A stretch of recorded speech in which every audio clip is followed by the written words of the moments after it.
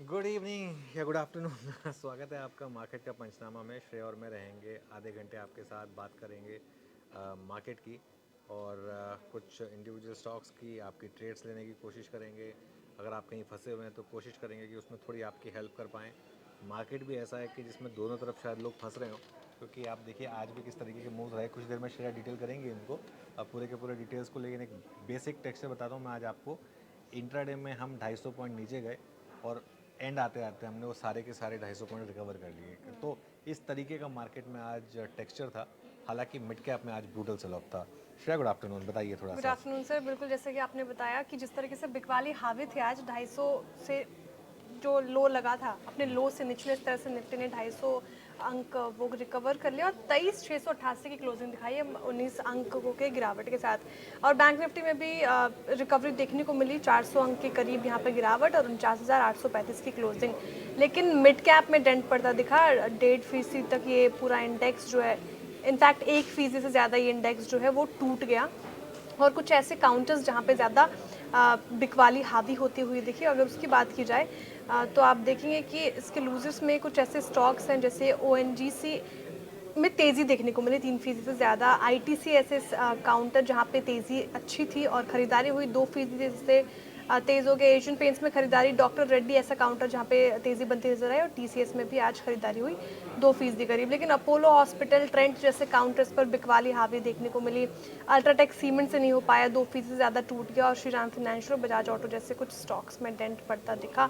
और कुछ ऐसे काउंटर्स जहाँ पे तेज़ी थी गिरते बाजार में, उसकी बात की जाए तो फिनिक्स लिमिटेड जो आपने सुझाया सर स्टॉक, वो 5% की तेज़ी के साथ बंद हुआ है। ऑयल जैसे काउंटर्स में तेज़ी, रिलायंस जैसा काउंटर आज तेज़ होकर, दो बड़ी ब्रोकरेज फर्म्स की रिपोर्ट हमने कवर किया आज पूरे ही दिन, उसके वजह से रिलायंस में आज तेज़ी। और सेक्टर स्पेसिफिक अगर बात करें तो 3 सेक्टर्स को छोड़कर सारे ही सेक्टर्स लाल निशान पर बंद होते हुए नजर आए। उसमें से ऑयल एंड गैस एक ऐसा सेक्टर जिसमें तेज़ी देखने को मिली, रिलायंस और ऑयल जैसे काउंटर्स में तेज़ी थी, क्योंकि इसके अलावा IT जैसा काउंटर इंडेक्स जो है वो हरे निशान पर क्लोज हुआ है। और FMCG, ब्रिटानिया, ITC जैसे काउंटर्स में आज तेज़ी थी, वहाँ पे डे हाई पे इनफैक्ट ब्रिटानिया ट्रेड करता हुआ, उसकी वजह से ये भी इंडेक्स जो है हरे निशान पर बंद हुआ है। लेकिन सर करना क्या चाहिए ऐसे बाजार में जिस तरीके से, हालांकि आज थोड़ी रिकवरी लेकिन लाल निशान पर ही बंद हुआ है, क्या करें, क्या अप्रोच? देखिए, अप्रोच डिपेंड करता है आप कब की बात कर रहे हैं। 9:15 बजे की अप्रोच, 9:30 बजे की अप्रोच, 10 बजे की अप्रोच। हर घंटे चेंज होगी। हर घंटे एकदम अप्रोच जो है ना वो चेंज करनी पड़ेगी बेसिकली। और उसमें मार्केट जो है वो आपको मेनली सेल एंड रैली की ट्रेड दे रहा है, लेकिन बीच बीच में इस तरीके के मूव्स भी आ रहे हैं। पिछले थर्सडे को भी हमने देखा था कि काफ़ी बड़ा मूव आया था। तो बीच बीच में शॉर्ट कवरिंग के मूव्स आ रहे हैं और वो आते रहेंगे। और इसी तरीके से आप इस मार्केट को अप्रोच करें। ये मार्केट जो है ना आपको बार बार अलग अलग तरीके से ये तंग करेगा, let me put it this way. और कोई पोजीशन कैरी मत करें श्रेया। अगले दिन फिर आए फ्रेश व्यू लें। जैसे कहते हैं ना, ये मार्केट एक आज एक ट्रेडर की हालत पता क्या है, वो दिहाड़ी मजदूर होता है ना, हाँ। कि रोज़ कमाओ रोज़ खाओ। बेसिकली कल के लिए कुछ मत कैरी करो, अगले दिन फ्रेश व्यू लेकर आइए। इस मार्केट में ना आप किसी भी एक घंटे के मूव को अगर अगले एक घंटे में एक्स्ट्रापोलेट करेंगे ना, मार्केट आपको जैसे धोबी पछाड़ होता है ना, बिल्कुल वैसे पछाड़ के मारेगा, मतलब लिटरली। अनप्रिडिक्टेबल है काफ़ी हाँ ज़्यादा। बिल्कुल। तो और इस मार्केट में तैयार रहें दूसरी साइड की ट्रेड लेने का। अगर आप कभी नेशनल ज्योग्राफिक देखते हैं, मैं काफ़ी देखता हूँ। मैं काफ़ी देखती थी और अभी फ़िलहाल थोड़ा बंद है, लेकिन हाँ। हाँ, तो ना उसमें ना एक जैगुआर होता है। तो जैगुआर की सक्सेस रेट सबसे ज़्यादा होती है। तो जैगुआर क्या करता है, शिकार में कह रहे हो ना था आप? शिकार में, वो 3 घंटे तक एक पोजीशन में बैठा रहता है। और जैसे ही प्रे मूव करता है, उसको पता होता है किस मोमेंट पे अटैक करना है, वो अटैक करता है, बस उसका काम हो गया। ये मार्केट ऐसी है, इसमें आपको ना वेट करना है। जैसे आज हम बात करते हैं 9:40 पे मूव आया नहीं भले ही, लेकिन करीब करीब 1-1:30 बजे करीब एकदम से जैसे वो दिखा ना कि अब शॉर्ट ट्रैप हो रहे हैं, वहाँ कूद पड़ी। जैसे सुबह सुबह लॉन्ग ट्रैप होते हैं, दोपहर में शॉर्ट ट्रैप होते हैं, कई बार उल्टा होता है। तो वो आपको वो ट्रैप ढूंढना है कि कौन ट्रैप हो रहा है और उस पर अटैक करना है बेसिकली आप। बिल्कुल सेल्फ एनालिसिस और लगातार CNBC आवाज़ वॉच करते रहिए, आपको पता चलेगा कहाँ क्या हो रहा है। तो एक बेहतर, हर घंटे आपको फ्रेश व्यू लेना पड़ेगा, क्योंकि जिस तरीके से बाजार की चाल फिलहाल देखने को मिल रही है। सर कुलदीप चौधरी जी का हमने सवाल लिया मार्केट की पंचनामे टीजर में, कमाई का अड्डा के वक्त जब हम टीज करते हैं, लेकिन मैं चाहती हूँ कहीं वो शायद यहाँ पे वेट कर रहे हो आंसर का, तो एक बार आंसर दोहराना चाहती हूँ। कुलदीप जी पूछ रहे हैं कि उनके पास एमआरएफ के शेयर्स हैं, आइशर मोटर्स के शेयर्स हैं और साथ ही आरआईएल के शेयर्स हैं, और काफ़ी ज़्यादा प्रॉफिट पे हैं दोनों। देखिए 4,500 की खरीद इनके एमआरएफ में, रिलायंस में 300 की खरीद है, वही आइशर मोटर्स में उन्होंने 100 रुपये की खरीद की। सभी में अच्छी खासी मुनाफा इनको मिल रहा है, लेकिन इनको बस मात्र 5 लाख की ज़रूरत है। कौन सा बेचें? एमआरएफ बेच दीजिए, वैसे ही वो विराट कोहली का टाइम ख़राब चल रहा है, तो वो जो भी स्पॉन्सर करेगा उसका भी टाइम ख़राब ही होगा। तो जोक्स असाइड, तीनों में इक्वल बेच के आप वो 5 लाख रुपए जुटा लीजिए, और आई एम अज्यूमिंग कि जो आप खर्चा करें किसी अच्छी चीज़ के लिए कर रहे होंगे, और ऑल द बेस्ट आपको उसके लिए। लेकिन मैं बहुत खुश हूँ जब लोग इस तरीके के सवाल पूछते हैं, क्योंकि वो जो एक्विटीज़ में होल्डिंग पावर और जो जिसे कहते हैं ना कि लॉन्ग टर्म कन्विक्शन पे वेल्थ क्रिएशन जो है, वो ऐसे ही बनती है आपकी, अगर आप इस तरीके के कब से होल्ड कर रखा होगा सिर्फ। एग्जैक्टली कब से होल्ड कर रखा होगा तभी पैसा बनता है इसके लिए। ओके, ऋषभ जी पूछते हैं, hello Anuj sir, took SBI yesterday and it should pain today, is more pain possible, can I take more, I have 50,000 capital left। Rishabh जी देखिए, डिपेंड करता है, अगर आप इन्वेस्टर हैं तो बने रहें, कोई दिक्कत नहीं है, लेकिन ट्रेडर हैं तो स्टॉप लॉस जरूर लगाइएगा प्लीज़। एक्साइड इंडस्ट्रीज़ पर व्यू लॉन्ग टर्म के लिए दीपेश जी काफ़ी इंटरेस्टिंग है एक्साइड के लिए कि ये अपने आप को ट्रांसफॉर्म कर पाते हैं कि नहीं, उस हिसाब से। टाटा एलेक्सी होल्ड और सेल्ड, रोहित जी पूछ रहे हैं, रोहित जी होल्ड, कोई टेंशन नहीं है, टाटा एलेक्सी को काफ़ी गिर चुका है, इस लेवल पे सेल करने का कोई मतलब नहीं है, स्पेशली अगर आप एक इन्वेस्टर हैं तो। और उसके अलावा इंडसइंड बैंक पर क्या करें, वैकेश पूछ रहे हैं। देखिए रीसेंट लोज अगर होल्ड करेगा तो इंडसइंड बैंक मेरे ख्याल से फिर ठीक ठाक रह सकता है। ठीक है, तो कुछ और इंटरेस्टिंग सवाल जैसे कुलदीप सिंह जी पूछ रहे हैं, आप जैसे कि अनुज सर और श्रेया मैम, आप इतने लोगों से बात करते हैं जिनमें कुछ किसी सेक्टर को बेचने की सलाह देते हैं और कुछ खरीदने की। वैसे हम कोई सेक्टर बेचने या खरीदने की सलाह नहीं देते, एक्सपर्ट्स देते हैं, उसके माध्यम से आपको समझा रहे होते हैं। ऐसे में आप इस पर कैसे निर्णय लेते हैं कि कौन से सेक्टर्स अच्छे चल रहे हैं, कौन से नहीं? बेसिकली से अर्निंग्स देखते हैं हम, और जो आप क्या राय देना चाहेंगे, ज़्यादा बेहतर तरीके से आप समझा सकते हैं। देखिए श्रेया, हम ऑब्वियसली काफ़ी लोगों से बात करते हैं, लेकिन थोड़ा दिमाग अपना भी लगाते हैं, और कई चीज़ें स्क्रीन पर दिखाई दे रही होती हैं, कई चीज़ें नंबर्स में दिखाई दे रही होती हैं, कई चीज़ें बैलेंस शीट्स में दिखाई दे रही होती हैं, कई चीज़ें एफआईआई के डेटा बता रही होती हैं, और कुछ चीज़ें कॉमन सेंस भी होती हैं। जैसे फॉर एग्जांपल पिछले पूरे साल एक व्यू था कि आईटी शेयरों पर पॉजिटिव रहे, कॉमन सेंसिकल व्यू था। फार्मा पर पिछले कुछ टाइम से व्यू पॉजिटिव था, वो कॉमन सेंसिकल व्यू था। अब एफएमसीजी पर नेगेटिव रहे हैं या पेंट्स पर नेगेटिव रहे हैं, वो कॉमन सेंस है।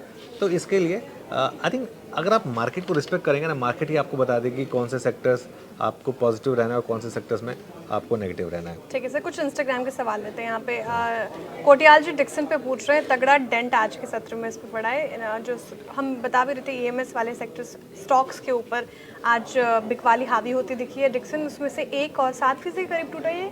हाँ, इसमें 8.5% इनफैक्ट इसमें आज डेंट पड़ता नजर आया। क्या ये सर, ये भी जो गिरावट आई है खरीद लिया जाए इसमें? देखिए श्रेया, प्रॉब्लम पता क्या है, डिक्सन का स्टॉक यहाँ से 20% भी गिर सकता है और उसके बावजूद बुल मार्केट में रहेगा, 30% गिरने के बाद भी बुल मार्केट में रहेगा।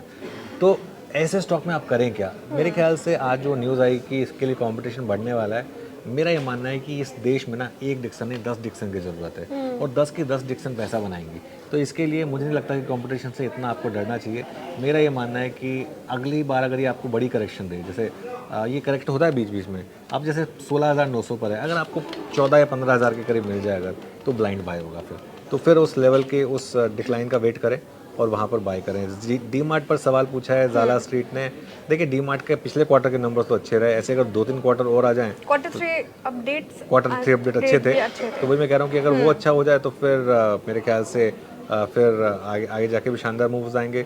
जयपाल जी पूछ रहे हैं कि अनुज सर बुल मार्केट खत्म हुई क्या? Big fan of your sir, AB Capital 200 shares पर, और 27272 कब तक आएगा? देखिए जयपाल जी, 27272 आएगा, उससे ज़्यादा मैं तो कहता हूँ 37373 भी आएगा, 47474 भी आएगा।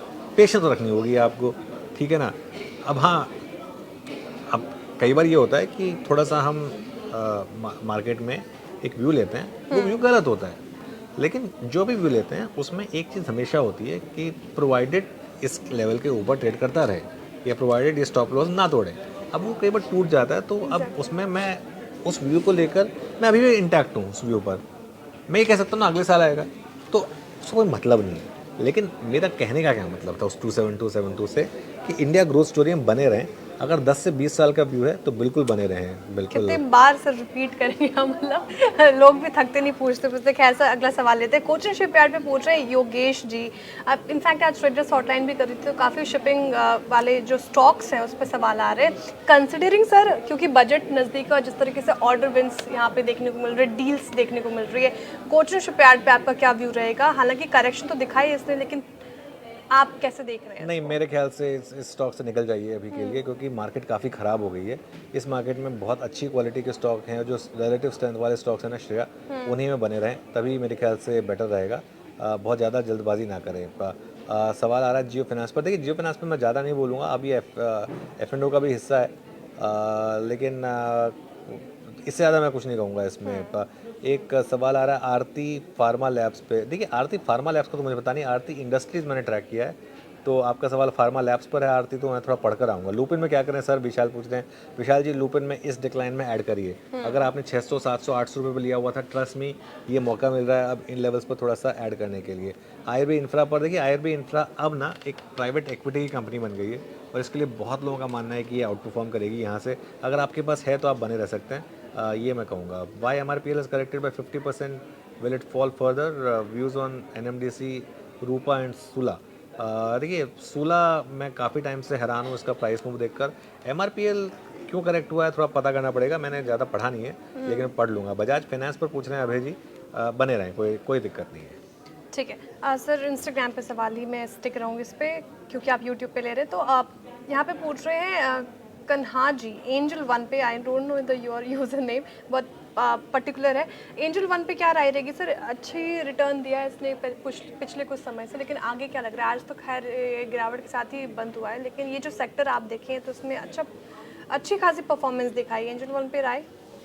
एंजल वन पर ये राय रहेगी मेरी श्रेया कि आप बने रहें और लोअर लेवल पर और ऐड करें, क्योंकि मुझे नहीं लगता कि ये जो स्टॉक है ये इतनी जल्दी थक जाएगा। ये काफ़ी शानदार मोमेंटम में है, एक अपनी अलग से एक मोमेंटम है, और इसके लिए मैं अभी भी आपसे यही कहूँगा कि अगर आपके पास ये स्टॉक है तो बने रहें, कोई दिक्कत नहीं है। देखिए, थोड़ा बहुत पेन तो आपको कभी ना कभी बेसिकली मार्केट में लेना होगा, वरना तो फिर कैसे काम चलेगा, है ना। तो थोड़ा सा पेन कभी कभी होगी मार्केट में आपको, लेकिन बिल्कुल बने रहें, बने रहने की कोई सलाह दिक्कत नहीं है। अच्छा, एक बहुत इंटरेस्टिंग सवाल आया, अब देखिए मैं इस सवाल का अब आपको क्या जवाब दूँ। जैसे ये मैं हाँ, एक मिनट, चलिए आप एक और सवाल लीजिए, तब तक मैं उस सवाल को ओपन करता हूँ। ठीक है। वैसे सर, ट्रांस रेल आप ट्रैक करते हैं क्या? इस पे व्यू मांग रहे हैं अंकित गुल जी। अंकित जी, थैंक्स फॉर योर कॉम्प्लीमेंट। क्या लग रहा है सर आपको ट्रांस रेल, अगर ट्रैक करते हैं आप नहीं, तो? मैं इसको ट्रैक कोई नहीं और किया। सवाल है अंकित जी तो आप वो पूछ सकते हैं। रेलवे स्टॉक्स पे हम पहले भी राय देते आए हैं, और अभी भी आरबीएनएल क्या करे, रेलवे स्टॉक्स में क्या करना चाहिए सर? एक महीने और वेट करके देख लें क्या, या फिर अभी टाइम है निकल जाने का? और सर व्यू? नहीं, रेलवे स्टॉक्स पर मेरे ख्याल से अब आप निकल जाएं, क्योंकि मार्केट जो है ना वो काफ़ी बहुत ज़्यादा वॉलेटाइल हो गया है। अब इसमें इतनी वॉलेटाइल मार्केट में ना, मेरे ख्याल से बेटर ये रहेगा कि आप थोड़ा सा अपने जो ट्रेड्स हैं उनको थोड़ा सा लिमिटेड रखें, और ऐसे सेक्टर्स में जहाँ पर थोड़ा सा रिस्क ज़्यादा है उसमें थोड़ा सा केयरफुल रहें, तो वो मेरे ख्याल से थोड़ा सा बेटर कॉशियस रहेगा। रहने की सलाह है। प्रशांत जी पूछ रहे पीजी इलेक्ट्रोप्लास्ट, इसमें भी आज रंट पड़ा, वही जो मैं बात कर रही थी सर, वो देखिए एमएस पीजी, वाले। हाँ, वो जैसे इसमें पड़ा, आपका डिक्सन में पड़ा, केन्स में पड़ा, ऐसे ही इसमें भी पड़ा, तो इसमें कोई इतना बहुत ज़्यादा डरने की ज़रूरत नहीं है। ये सब चीज़ें तो होती रहेंगी। और मैं एक जो सॉरी, हाँ, ये इसका एक ना NSE की वेबसाइट ना काफ़ी ख़राब हो गई है, वरना पहले। हाँ, सवाल मैं जो लेना चाह रहा था ना, सवाल मैं लेना चाह रहा था एक सज्जन का, जिन्होंने बहुत अच्छी बात लिखी। पहली बात तो मेरे लिए कि बिग फैन ऑफ योर्स। उन्होंने बोला है कि 23,500 की इन्होंने पुट ली थी। अब मैं बताता हूँ आपको मैं ये सवाल क्यों लेना चाहता हूँ। 23,500 की पुट ली इन्होंने 16 रुपये पे। प्लीज़ व्यू ऑन दिस, ये मुस्तानशीर जी ने पूछा है। मुस्तानशीर जी, अब देखिए मुझे नहीं पता, आई एम होपिंग कि आपने ये पुट जो है ना मार्केट में जब शाम को रिकवरी आई तब ली है, और पहले नहीं ली थी, क्योंकि अगर आपने पहले ले ली थी वो, तब वो 62 रुपये का जब हुआ तब आपने क्यों नहीं बेची? अगर ऑप्शन आपका इतना बड़ा हो गया था, 9 रुपये का ऑप्शन 62 रुपये पर हो गया था। हाँ, अगर आपने टुवर्ड्स द एंड ली है, जब रिकवरी आ गई थी, तो बने तो इस ट्रेड में तो वो मुझे लग रहा है कि थोड़ा सा रिस्की हो सकती है, क्योंकि एक्सपायरी कल ही हो जाएगी, है ना। और अगर कल मार्केट एक बार के लिए इवन आप सपोज करिए 100 पॉइंट भी गैप डाउन पे खुला ना, तब भी आपको उस ट्रेड में कुछ मिलेगा नहीं। तो इसके लिए ये ट्रेड में से ना निकलने का मौका था दिन में जब मार्केट गिर रहा था। कल की एक्सपायरी की ट्रेड अगर आप लेंगे और उसको बुक नहीं करेंगे या फिर इस तरीके से छोड़ेंगे तो उसमें रिस्क रहेगा, तो ये रिस्क आपको अब बेयर करना पड़ेगा। ठीक है, जयपाल जी का सवाल लेते हैं। थैंक यू, शुक्रिया जयपाल जी इतने प्यारे शब्द लिखने के लिए। ये पूछ रहे एबी कैपिटल रह गया। अच्छा, एबी कैपिटल का एक क्वेश्चन पिछले कुछ दिनों से मतलब एड्रेस नहीं हुआ सर, एबी कैपिटल पे राय। मैं एबी कैपिटल पर बहुत नेगेटिव हूँ। मेरा शुरू से व्यू रहा है कि ये एक ऐसी कंपनी है, हाँ सब एबी मनी नहीं, एबी कैपिटल की बात हो रही है, कि एक ऐसी कंपनी जो कहने को इतना अच्छा सीईओ भी इन्होंने हायर कर लिया है, लेकिन स्टॉक नहीं चलता ये बिल्कुल भी। और इनके जितने भी बिजनेसेस हैं ना, किसी में भी ये नंबर 1 या नंबर 2 नहीं है, सब में नंबर 3 नंबर 4 प्लेयर हैं। ऐसे ही बिजनेस मेरे ख्याल से ज़्यादा पैसा नहीं बनाते हैं श्रेया, तो इसके लिए मैं थोड़ा सा इस पर अभी भी कोई बहुत ज़्यादा पॉजिटिव व्यू नहीं रखूँगा। संचित जी, ओएनजीसी सर कल आपने बिग स्टॉक में दिया था ना ओएनजीसी, आज भी तेजी और कल भी तेजी थी इस पर्टिकुलर काउंटर में, अपसाइड ट्रेंड इन ओएनजीसी। संचित पूछ रहे हैं आपसे। नहीं, बने रहे। डिविडेंड यील्ड ही 6% की है और अब तो स्टॉक ने चलना शुरू किया है काफ़ी समय के अंडर परफॉर्मेंस के बाद, तो मेरे ख्याल से बने रहे। एक बार के लिए तो मुझे लग रहा है कि 300 350 तक जाने की शायद जर्नी रहेगी। How you started your market journey, Rishabh पूछ रहे हैं। ऋषभ जी देखिए, हमने तो 2003 में CNBC ज्वाइन किया था, तभी थोड़ी बहुत जर्नी स्टार्ट की थी, थोड़ा बहुत म्यूचुअल फंड में इन्वेस्ट करते थे, वही एक जर्नी थी, अभी तक चल रही है। वो 21 साल हो गए हैं उस जर्नी को, होपफुली अगले 21 साल कंटिन्यू करेगी अगर हम रहे 21 साल तक तो बिल्कुल रहेंगे सर। क्योंकि आपने म्यूचुअल फंड का जिक्र किया ना, तो आशुतोष जी का भी सवाल है, ये पूछ रहे हैं। पहले तो विश कर रहे हैं आपको गुड आफ्टरनून, और फिर कह रहे हैं कि which is better for long term, mutual fund और इक्विटी शेयर। मुझे लगता है सर दोनों ही में थोड़ा थोड़ा इन्वेस्टमेंट करना चाहिए, आपकी राय क्या होगी? दोनों में, बिल्कुल आपने सही बोला, दोनों में करनी चाहिए। और ये मेरे ख्याल से एक व्यू जो है वो बिल्कुल सही कहा आपने, क्योंकि दोनों के अपने प्लसेस और अपने माइनसेस हैं। ठीक है, शताब्दी महोत्सव पूछ रहे हैं हेल्थ श्रेया या फिर हेलो लिखना चाह रहे हैं आप? खैर मैं हेलो मान के चल रही हूँ। ये टीसीएस पे पूछ रहे हैं सर, ये डे हाई के आसपास ट्रेड कर रहा था टीसीएस, आज क्या राय रहेगी टीसीएस पे, बने रहने की सलाह? देखिए कल नंबर्स देख लेते हैं श्रेया, उसके बाद आई थिंक व्यू लेना मेरे ख्याल से बेटर रहेगा, ठीक है ना। तो एक बार उसका एक आउटलुक आ जाए टीसीएस की तरफ से। आउटलुक टीसीएस नहीं देता है वैसे, लेकिन कुछ बॉडी लैंग्वेज आ जाए, हम मैनेजमेंट से ही बात करेंगे, उसके बाद शायद एक व्यू लेंगे।